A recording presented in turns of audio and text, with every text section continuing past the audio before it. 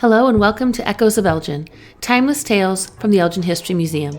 I'm Rebecca Miller, museum educator at the Elgin History Museum, and your guide through Elgin's storied past. In each episode, we bring you captivating tales from Elgin's rich history, exploring the events, people, and places that have made our city what it is today. Whether you're a longtime resident, a history enthusiast, or just curious about local lore, this podcast is for you. Our echo today reaches us from May 18, 1981, when former Mayor E.C. Mike Elft writes about the 75th anniversary of Oak Crest Residence. Neither a charitable institution nor a nursing home, Oak Crest Residence at 204 South State Street, Elgin, occupies a unique place in our community as a privately operated, nonprofit retirement center. During an Eastern trip, Julie Peck, wife of an Elgin department store owner, visited a home for the elderly sponsored by the Presbyterians in Wilkinsburg, Pennsylvania. Impressed by its facilities, she wanted Elgin to have a similar residence. Discussing the idea with Mary and George P. Lord, the city's leading philanthropists, she was delighted to learn that Mary Lord's will already included a bequest for that purpose. Original plans called for management by the First Congregational Church, in which the Pecks and Lords were active members. At a reorganization meeting in 1904, however, other churches were represented and a new charter was established, providing a non-denominational sponsorship by the Old People's Home Association of Elgin. This name was changed at the request of members and friends to Oak Crest Residence in 1959. George P. Lord donated his family homestead on a 7-acre site at the crest of South State Street's hill. Streetcars running along the front of the property provided easy access to all parts of the city. Across the street was a small grove of oak trees sloping down to the northwestern right-of-way. Lord gave a portion of this tract, to be named Central Park, to the city to provide the future home's residents with an unobstructed view of the river and the east side. Mary Lord, who died in April of 1905, left a store building and a lot on Douglas Avenue to the association.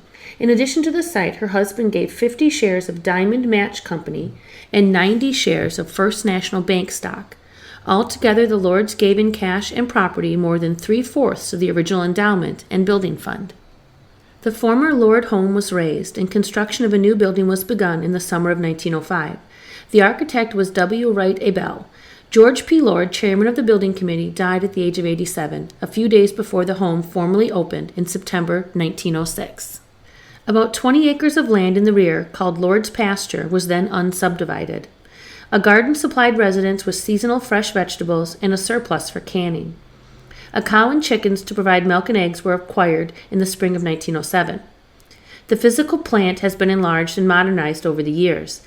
A 1914 addition provided a connecting link between the main building and the dining room and kitchen in the rear.